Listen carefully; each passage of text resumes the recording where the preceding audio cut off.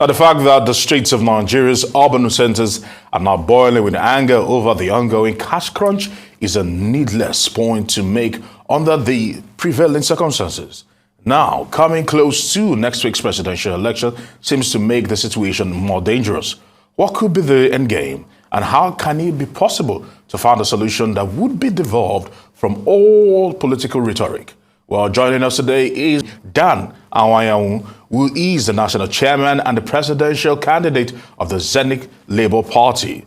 We want to say thank you very much, gentlemen, for joining us here on Newsday. And we want to start with... To give his thoughts on this. Now, Mr. Nwanyanwu, did President Buhari's speech on the issuance of all the 200 naira notes and, of course, further extension of the naira allegation, as it were. So did that instill any confidence on the electorate in view of current narratives and, of course, public anger, as we've seen so far?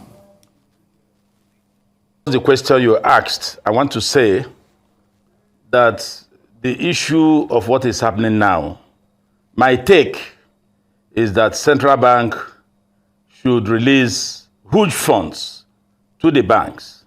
Let it be 5 naira denomination, let it be 10 naira denomination, let it be 50, 100 or 200, so that Nigerians can have access to their money to go to purchase grocery and medicine. That is all that the Nigerian people are asking for. They are not interested in all these statistics. They are not interested in all these discussions. But what is key to President Muhammad Buhari's speech a few days ago, and you can't believe it, Nigerians are saying yes. Majority of Nigerians are saying yes. That is it. Let them release the money. Let's have our money. We support this central bank position. And of course, I supported it ab initio. But I also added that Nigerians must have access to their money.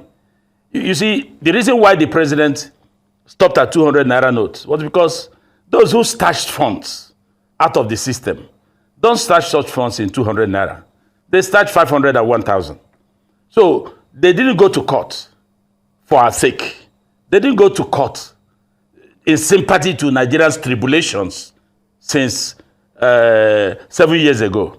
They went to court primarily for their own selfish interests, because they want a leeway to get an order or a process that will allow them push out the billions that has been arrested and put in homes over the years.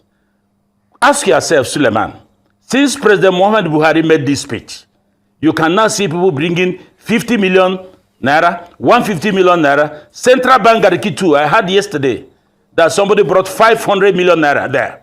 So they're just testing the waters. President Buhari has all the security information available to him.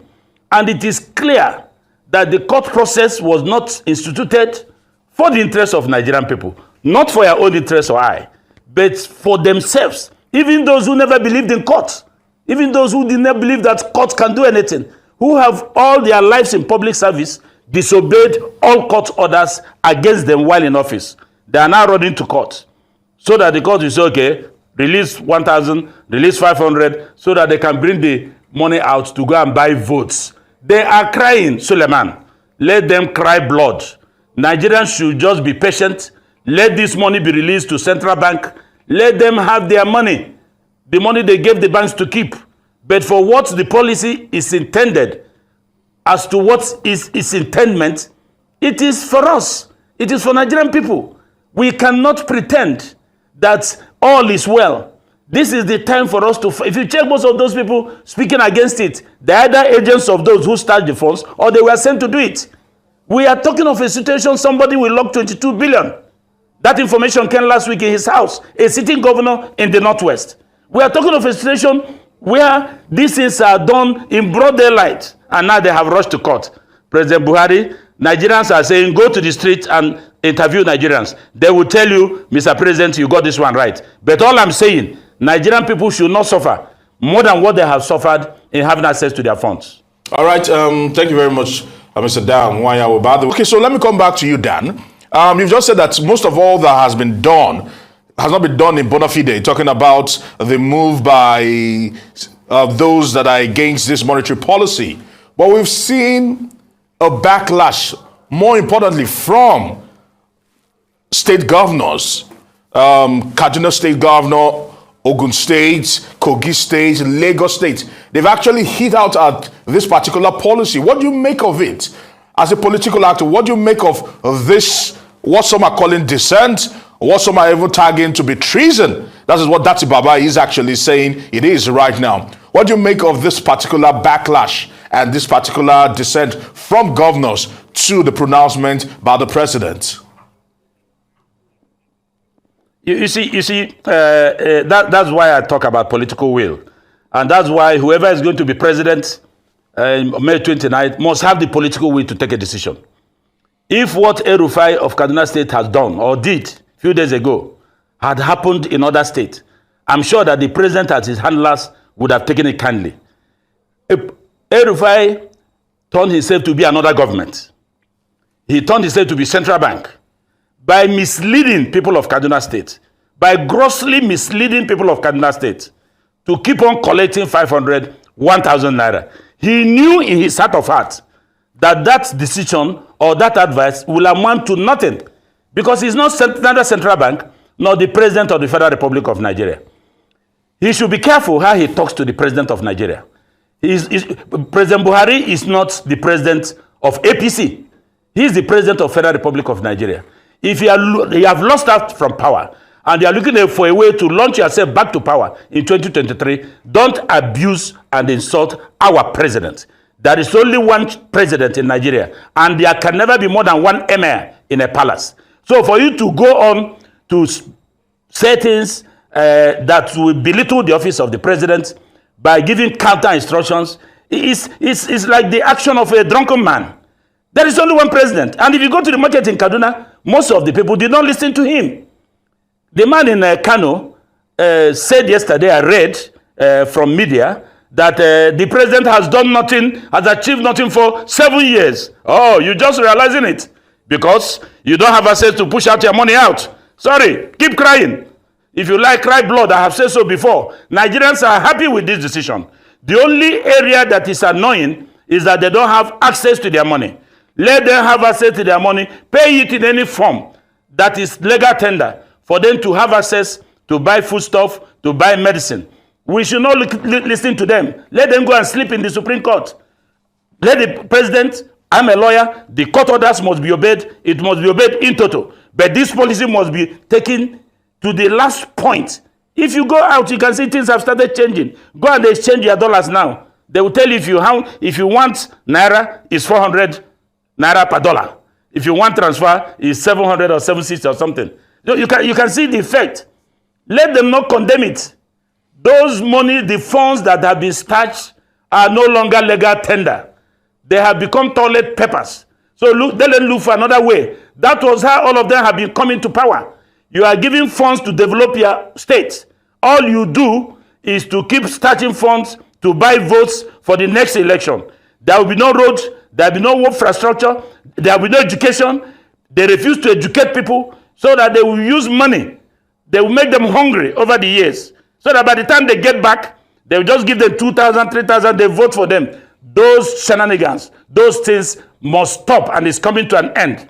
Thank you, Mr. President, because he has his intelligence on the amount of money stashed outside. Let no patriotic Nigerian, I don't see any patriotic Nigerian saying that it is not good to turn those funds into paper. They don't have the courage.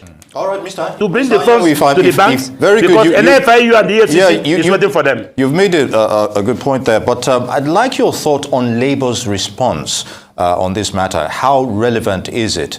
It took a while, but they've been very quiet for some time now over this Naira shortage issue rather.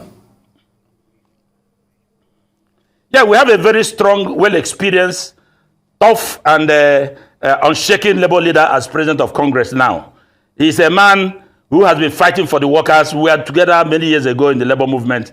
And I think government should be very careful when taking decisions that will affect the interests of Nigerian workers. This is one President of Congress that will not compromise. This is one President of the Congress that will not go for meetings in the night and change decision of Labour. They should be very careful. And of course, he took a very nice position by saying it is too late for this new leadership to take a position now on all that has happened, because that will be a stepping stone to truncating the election of next Saturday. That is a very responsible, patriotic position. But I want to say, even those that have gone to court, they were in this country. People were killed. Young girls of 10, 9 were taken away, raped, given out to marriage in their states. They didn't go to court. There were people who were condemned, kidnapped. They didn't go to court. Nigerians slept in petrol stations for days, increase in petrol pump price. They didn't go to court. Our universities were shut down. Our children were at home for months. They didn't go to court. They didn't go to court with all these things that happened in this country. It is this one that has affected them. The money I have, what do I do with it?